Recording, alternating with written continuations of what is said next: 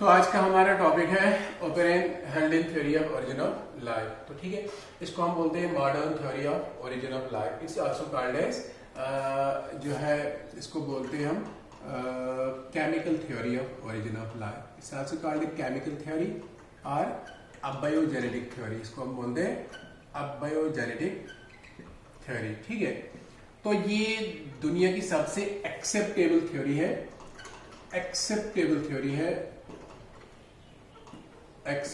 Theory of origin of life. Understand? जो हमें exactly जो है बताती है कि असल में ओरिजिन ऑफ लाइफ कहां से हुआ। अंडरस्टैंड? दो एवोल्यूशनिस्ट थे, इनका नाम था ओपेरिन एंड दूसरा था JBS हेल्डेन। हेल्डेन जो है वो इंडिया के ही रहने वाले थे, बट नॉन रेजिडेंट इंडियन, जो असल में थे इंग्लैंड के, बाद में जो है भुवनेश्वर में आकर इंडिया में जो है यहाँ पर ही सेटल होकर रहने लगे थे। तो दूसरे थे ओपेरिन, तो ये जो है इंग्लैंड के ही थे।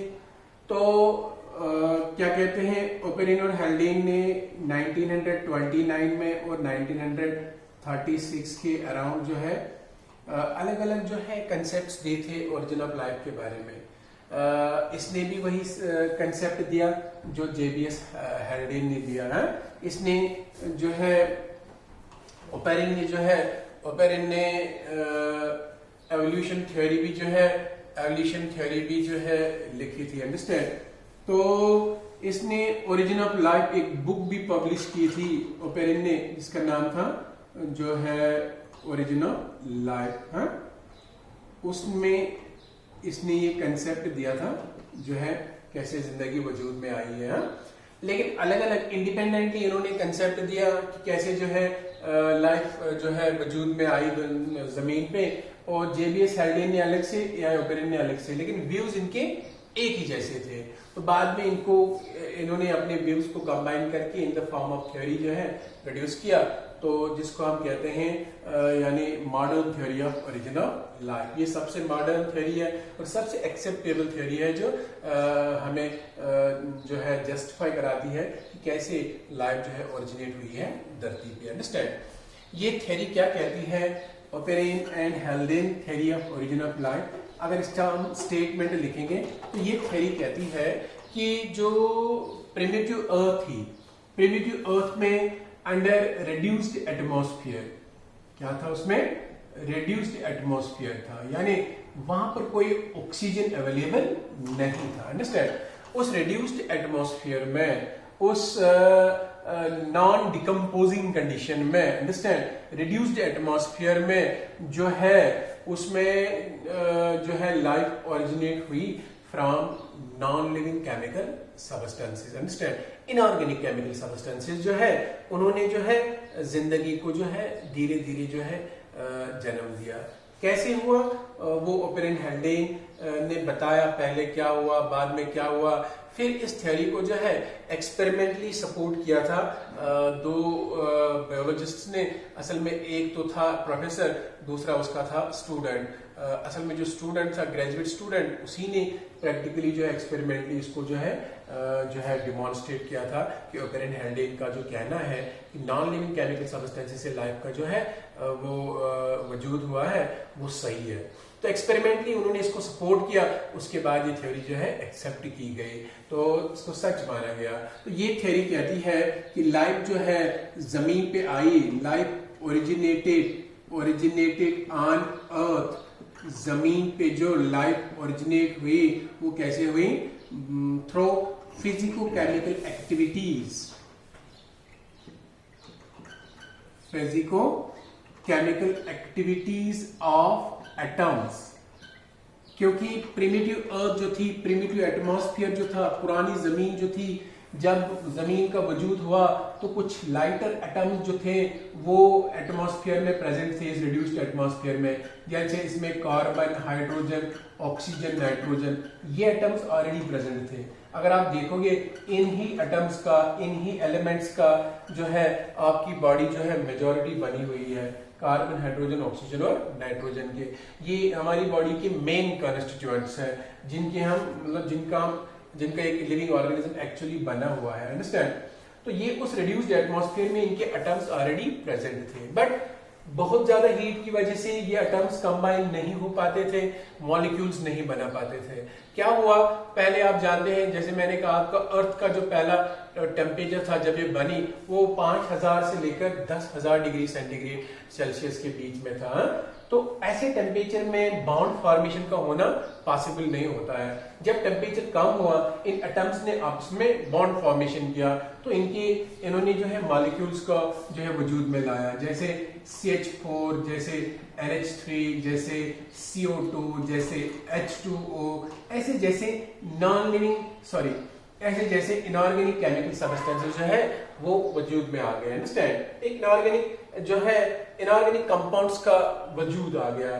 तो ये कहते हैं कि ये लाइफ जो है ओरिजिनेट हो गई जमीन पे through physico chemical activities of all these atoms, understand, these atoms which combine to form molecules, जिन्होंने क्या बनाया, which combine to form molecules, and molecules combine, फिर ये मॉलिक्यूल्स जो है वो कंबाइन हो गए एंड फॉर्मड, और उन्होंने बनाए ऑल टाइप्स ऑफ क्या बनाए, all types of inorganic and organic compounds, inorganic and organic compounds, ठीक है।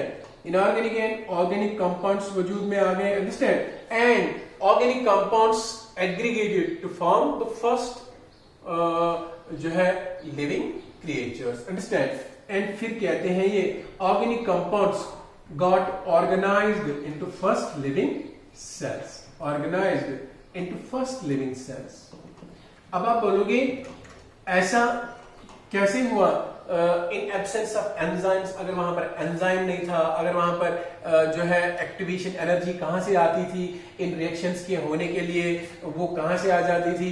देखो नेचर के पास टाइम तो बहुत था, जैसे जमीन का वजूद हुआ some 4.5 billion years ago, BYA, then life आई 3.4 BYA, almost more than a billion year God के पास टाइम था ये सब रिएक्शंस कराने के लिए। इन रिएक्शंस के होने के लिए बहुत ज्यादा टाइम जो था वो अवेलेबल था। In absence of enzymes reaction हो सकती है लेकिन जो है उसमें टाइम लग जाता है, अंडरस्टैंड। जैसे अगर आपके डाइजेस्टिव सिस्टम में एंजाइम्स नहीं होंगे तो 50 साल लग जाएंगे एक प्लेट खाने को डाइजेस्ट करने के लिए, बट अगर है तो 2-4 घंटों में ये काम हो जाता है, अंडरस्टैंड। इसी तरह वहां भी काफी टाइम था नेचर के लिए, नेचर को बहुत ज्यादा टाइम था ये रिएक्शंस का होने के लिए, तो जो है रिएक्शंस होती गई।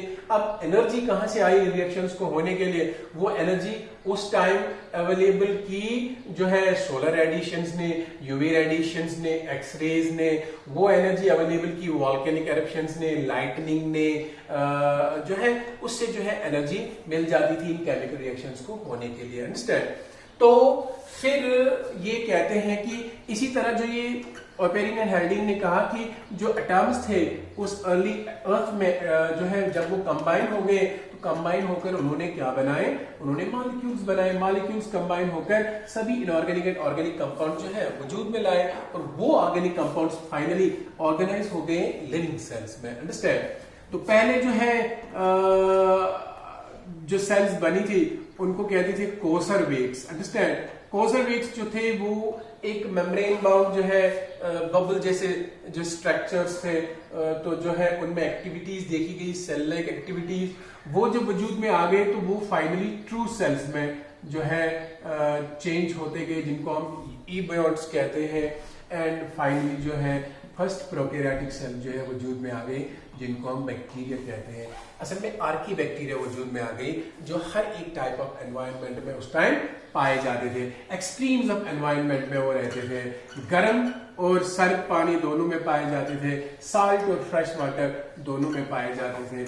अब इनका क्या मतलब है फिर ओपेरिन एंड हेल्डेन का? So Oparin and Haldane held that इन्होंने कहा, क्या कहा, दैट लाइफ ओरिजिनेटेड, लाइफ जो है वो ओरिजिनेट हो गए, originated from the interaction of non living chemical substances, from the interaction of non living chemical substances. इन्होंने कहा कि नॉन लिविंग केमिकल सब्सटेंसेस से जो है लाइफ वजूद में आ गई है। हाँ, इसका मतलब दुनिया में पहली बार लाइफ जो है एबायोजेनेसिस से वजूद में आई थी। Understand, a means without, bio means life, abiogenesis means life from non living things, not from living things. Understand, but आज दुनिया में ऐसा नहीं होता है। आज दुनिया में होता है biogenesis. Biogenesis means life comes from pre existing life. जैसे हम हैं तो हमारे बच्चे हो जाते हैं। अंडरस्टैंड, तो लाइफ से लाइफ आ जाती है। जैसे मछली है, अंडे देकर वो नए बच्चे निकालती है। अब ऐसा नहीं हो सकता है दुनिया में बायोजेनेसिस, क्योंकि अब जो है ऑलरेडी लाइफ प्रेजेंट है और रेड्यूस्ड एटमॉस्फेयर नहीं है। अब वेल डेवलप्ड एटमॉस्फेयर है जिसमें sufficient amount of oxygen present है। अब उन ऑर्गेनिक कंपाउंड्स का पनपना, उनका बहुत टाइम के लिए समंदर में रहना, पानी में रहना, वो एक्युमुलेट हो जाना, वो पॉसिबल नहीं है, बिकॉज वहां पर ऑलरेडी लाइफ है। वो उनको खा जाएंगे जो लिविंग ऑर्गेनिजम्स वहां पर रहते हैं, और रिड्यूस्ड एटमॉस्फेयर नहीं है, ऑर्गेनिक मैटर का डिकम्पोजिशन हो जाएगा, वो वहां पर नहीं रह जाएगा। तो इस तरह आज एबायोजेनेसिस का होना पॉसिबल नहीं है। अंडरस्टैंड, बट फर्स्ट जब लाइफ दुनिया में आई थी तब एबायोजेनेसिस ही हुआ था, according to Oparin and Haldane. Understand, तो according to Oparin and Haldane अब ये क्या कहते हैं, ये कहते हैं कि पहले एटम्स कंबाइन हो गए। क्या कंबाइन हो गए? एटम्स, और उन्होंने मॉलिक्यूल्स बनाए। क्या बनाए? मॉलिक्यूल्स बनाए। अंडरस्टैंड, इन्होंने कहा पहले क्या हुआ, कार्बन, हाइड्रोजन, ऑक्सीजन और नाइट्रोजन ये कंबाइन होकर मॉलिक्यूल्स वजूद में आ गए। इन्होंने कहा पहले कार्बन, सारा हाइड्रोजन जो है वो ऑक्सीजन के साथ कंबाइन हो गया और वाटर वेपर्स बन गए। अंडरस्टैंड, H2O वाटर वेपर बन गया। इसलिए यहां पर कोई फ्री ऑक्सीजन नहीं रहा। When no free oxygen was left, therefore there was no molecular oxygen formation, O2 formation नहीं हुई। अंडरस्टैंड, क्योंकि सबका सब वाटर वेपर में कन्वर्ट हो गया। फिर जो ऑक्सीजन वजूद में आए वो और लाइफ प्रोसेस से आई, उन्होंने ऑक्सीजन को जो है निकाला और उसके बाद से ऑक्सीजन जो है एटमॉस्फेयर में बनता गया। अंडरस्टैंड, तो जो है वाटर वेपर्स बन गए, H2O, जैसे मैंने आपको बोला मीथेन बन गया, अमोनिया बन गया, कार्बन डाइऑक्साइड बन गया। अंडरस्टैंड, तो ओबेरॉन एंड हेल्डेन कहते हैं इस तरह एटम्स कंबाइन होकर मॉलिक्यूल्स हो गए। फिर ये मॉलिक्यूल्स कंबाइन होकर when these non-living chemical molecules combine they form compounds। understand, तो फिर जो है कहते हैं मॉलिक्यूल्स ने इनऑर्गेनिक कंपाउंड्स को वजूद में लाया। क्या लाया? Inorganic compounds. बहुत से इनऑर्गेनिक कंपाउंड्स जो है वो वजूद में आ गए। अंडरस्टैंड, फिर कहते हैं inorganic compounds, these inorganic substances, rather we can say inorganic substances got converted into simple organic substances। इन्होंने कहा फिर ये simple organic substances में जो है वो convert हो गए। simple organic substances का मतलब होता है sugars, simple organic substances का मतलब होता है amino acids, simple organic substances का मतलब होता है fatty acids। इनको कहते हैं simple organic substances. Usually these are monomers and जिनको हम कहते हैं बाइमर, या ये पॉलीमर शेप में नहीं होते हैं, मोनोमर शेप में होते हैं, और जो सिंगल यूनिट्स होते हैं रादर वीकेंड से। तो ये जो है वजूद में आ गए according to Oparin and Haldane. जैसे मैंने कहा atoms combine to form the inorganic molecules into form inorganic chemical compounds and these inorganic chemical compounds got converted into simple organic substances। अब ये रिएक्शन जो हो रही थी इसके लिए एनर्जी चाहिए थी, लेकिन वो एनर्जी कहां से आ जाती थी? According to Oparin and Haldane, this was supplied by solar radiation, this was supplied by x-rays, this was supplied by lightning. Understand, lightning जो होती है उसमें बहुत ज्यादा एनर्जी होती है, and this was supplied by volcanic eruptions। ये जो है ये सप्लाई करते रहते थे, क्योंकि उस टाइम ओजोन लेयर का जो है वजूद में नहीं था, ओजोन लेयर नहीं बना था। ओजोन लेयर नहीं था तो यूवी रेडिएशंस डायरेक्टली आ जाती थी जमीन की सरफेस पे, तो ये यूवी रेडिएशंस प्रोवाइड करती थी एनर्जी, जिस एनर्जी से ये रिएक्शंस का होना पॉसिबल था। अंडरस्टैंड? अब क्या हुआ उसके बाद, ये कहते हैं जब सिंपल ऑर्गेनिक सबस्टेंसेस वजूद में आए तो इन सिंपल ऑर्गेनिक सबस्टेंसेस ने और रिएक्शंस की आपस में, ये रिएक्ट हो गए, बॉन्ड फॉर्मेशन हो गई, मोनोमर्स मिले, उन्होंने पॉलीमर्स बनाए, तो इस तरह वजूद में आए कॉम्प्लेक्स ऑर्गेनिक सबस्टेंसेस। जैसे आप पढ़ते हो, आज केमिस्ट्री में पढ़ते हो या कहीं भी पढ़ते हो, आप पढ़ते हो जब शुगर्स कंबाइन होते हैं तो शुगर्स बनाते हैं कॉम्प्लेक्स कार्बोहाइड्रेट्स। अंडरस्टैंड? जिनको हम कहते हैं पॉलीसैकेराइड्स। ठीक है, ये आपको पढ़ना भी है बायोमॉलिक्यूल्स में, नेक्स्ट चैप्टर वो हम पढ़ेंगे। जब अमाइनो एसिड्स कंबाइन होते हैं तो अमाइनो एसिड्स क्या बनाते हैं? वो प्रोटीन्स बनाते हैं। इसी तरह जब फैटी एसिड्स कंबाइन होते हैं ग्लाइसरॉल के साथ तो ये बनाते हैं क्या कहते हैं? ट्राइग्लाइसराइड्स, जिनको हम फैट्स कहते हैं या जिनको हम ऑयल्स कहते हैं, लिपिड्स कहते हैं। ठीक है, ये वजूद में आ जाते हैं। तो ठीक है, तो कॉम्प्लेक्स ऑर्गेनिक सबस्टेंसेस का जो है वजूद आ जाता है, तो फिर कहते हैं ये कॉम्प्लेक्स ऑर्गेनिक सबस्टेंसेस जो थे according to Oparin and Haldane, these got organized, यही ऑर्गेनाइज हुए इनटू फर्स्ट लिविंग सेल्स। तो पहली लिविंग सेल्स जो है वो कब वजूद में आई according to Oparin and Haldane? Some 3.4 BYA billion years ago. ठीक है, तो कॉम्प्लेक्स ऑर्गेनिक सबस्टेंसेस कन्वर्ट हो गए जिनको हम कहते हैं किसमें? फर्स्ट लिविंग सेल्स में। अंडरस्टैंड? जो कि कहा जाता है पहली सेल्स जो थी वो जो है पहले जो लिविंग कंपोनेंट्स थे उनको कहा जाता था कोजरवेट्स। क्या कहा जाता था? कोजरवेट्स। कोजरवेट्स के अंदर जो है एंजाइम्स का वजूद अभी नहीं हुआ था और जेनेटिक मटेरियल जो है वो वजूद में नहीं आया था, डीएनए एंड आरएनए।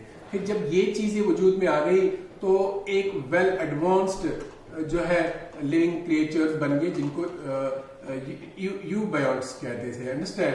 तो यूबायोट्स के अंदर जो है फाइनली वो कन्वर्ट हो गए किसके अंदर? फर्स्ट लिविंग सेल्स में, कंप्लीट लिविंग सेल्स में। पहली लिविंग सेल जो है वजूद में आ गई। अंडरस्टैंड?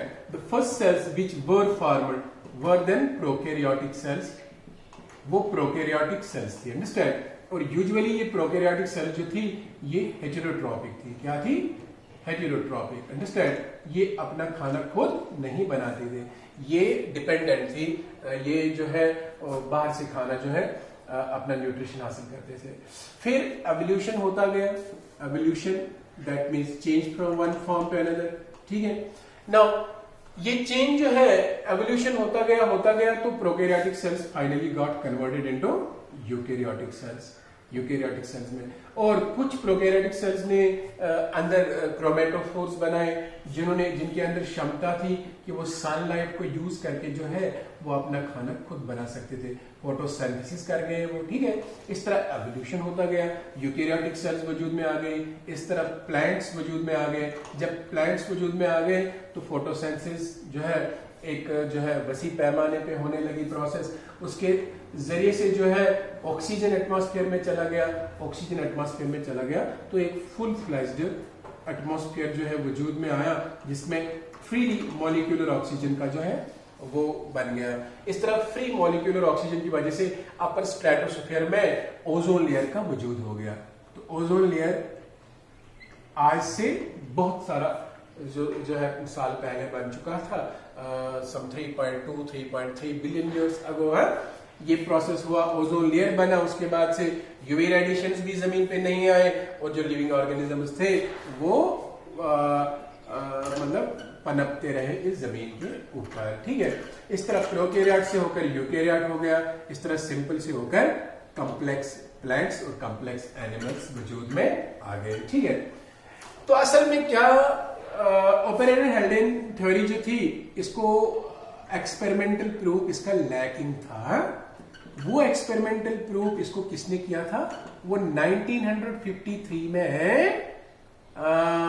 मिलर एंड यूरे ने किया था। अंडरस्टैंड? लेसेस्टर यूनिवर्सिटी के अंदर